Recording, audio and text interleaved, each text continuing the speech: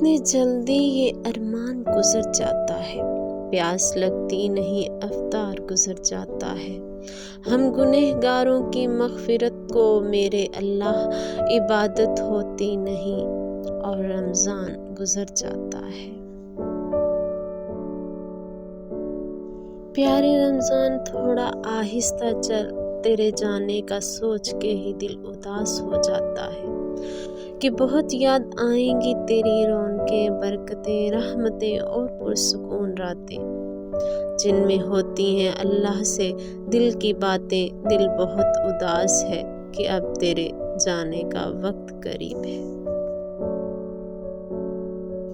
رسول اللہ صلی اللہ تعالی علیہ وآلہ وسلم نے ارشاد فرمایا، ہر چیز کی زکوٰۃ ہوتی ہے اور جسم کی زکوٰۃ روزہ ہے۔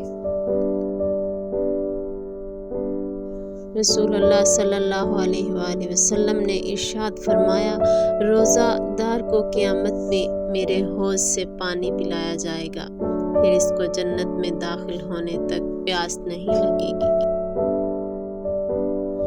پھول تو بہت ہیں مگر گلاب کی بات ہی اور ہے، مہینے تو بہت ہیں مگر رمضان کی بات ہی اور ہے۔